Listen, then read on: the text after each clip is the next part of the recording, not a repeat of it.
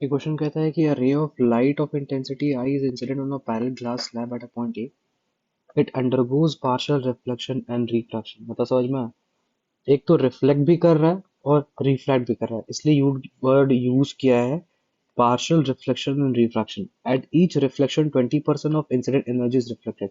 मतलब हर इंसिडेंट में 20% of incident energy he reflect हो रहा है, ठीक है। अब बोल रहा है ray A and A B interference undergo करता है interference point ratio I max upon I मिन।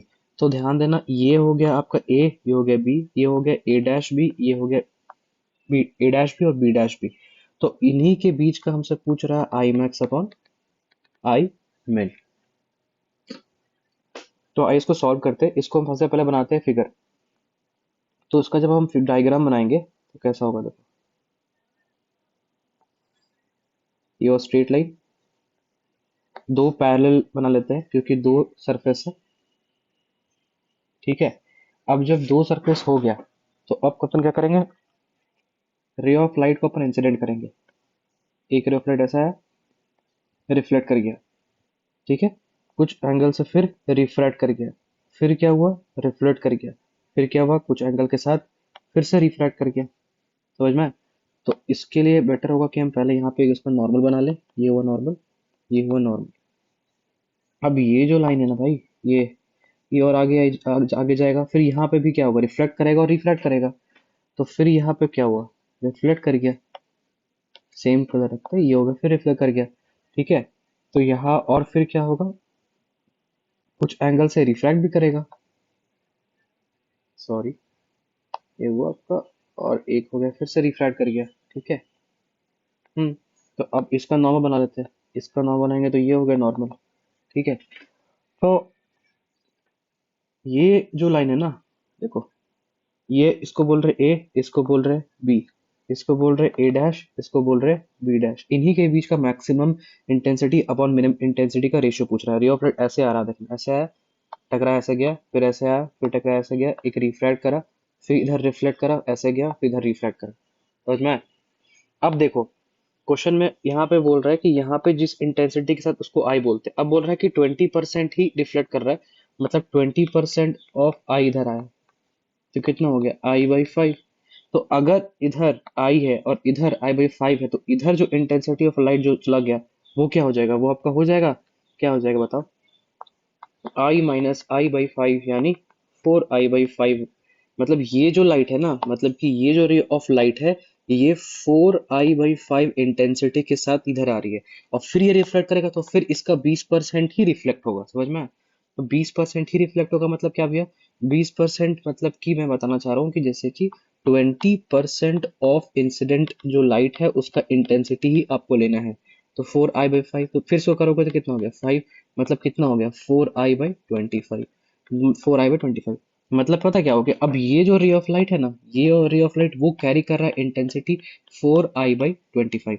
अब फिर से ये क्या करेगा, 20% ही रिफ्लेक्ट करेगा, तो 20% of the incident energy radiation जो भी आ रहा है, मतलब जिस एनर्जी के साथ आ रहा है, फिर जिस इंटेंसिटी के साथ आ रहा है उसकी बात कर रहे हैं, तो फिर से 20% of the incident energy radiation, तो वो क्या हो जाएगा 4I/25 का फिर से तुम्हारा मतलब 20%, तो फिर कितना हो जाएगा 4I/125। ठीक है। अब देखो अगर ये था, ये इसके पास इंटेंसिटी की वैल्यू तो 4I/25, ये जो रिफ्लेक्ट कर गया, रिफ्लेक्ट के पास है 4I/125, तो इसके पास क्या होगा, माइनस कर दो, इसके पास होगा वो क्या हो जाएगा 4I/25 माइनस 4I/125। इसको सॉल्व करोगे कितना आएगा, देखो 5 तो 20I, 20I माइनस 14I/125, मतलब क्या हुआ 16I/125। मतलब कि यहाँ पे जो इंटेंसिटी की वैल्यू आ गई इसकी ए डैश बी डैश की, वो आ गई 16I/125। समझ में?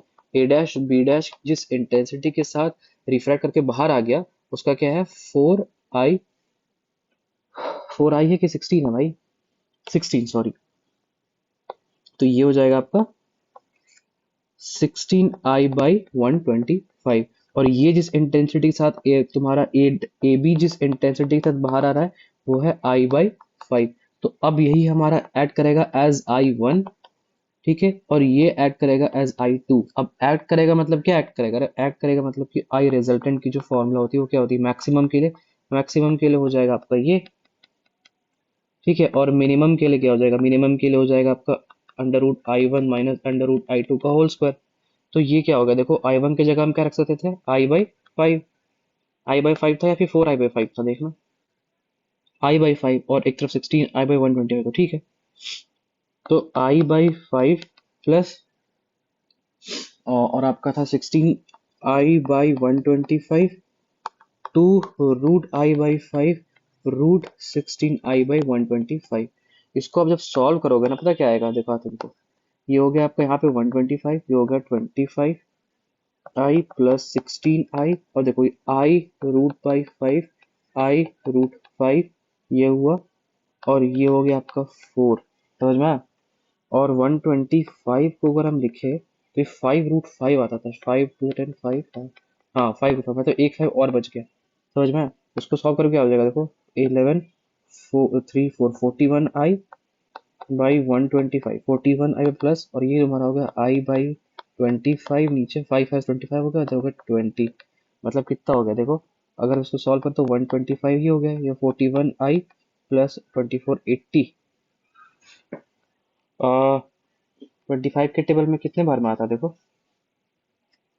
हाँ, आपने ऊपर 20 कैसे लिख दिया यार? सॉरी सॉरी, यहाँ पे 20 नहीं आएगा, यहाँ पे आपका आएगा हाँ, क्या आ जाएगा? 2 4 ज़ा 8, तो 8 हो गया, ठीक है।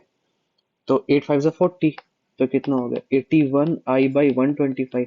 इसी तरह जब आप आई मिन की वैल्यू निकालोगे तो पता क्या आएगा? आई मिन की वैल्यू में यहाँ पे जाके आएगा, पता, यहाँ पे माइनस आ जाएगा, तो पता क्या हो जाएगा? ये हो जाएगा I/125। तो इसी का जब रेशियो लिखोगे तो पता क्या आएगा? जब इसका रेशियो लिखोगे तो आ जाएगा 81I/125 इंटू 125I। तो आई से आई कटा, 121 कटा, तो बचा 81:1। मतलब आई मैक्स अपॉन आई मिन की जो रेशियो आएगी वो हो जाएगी 81:1। ये रहा इसका सॉल्यूशन।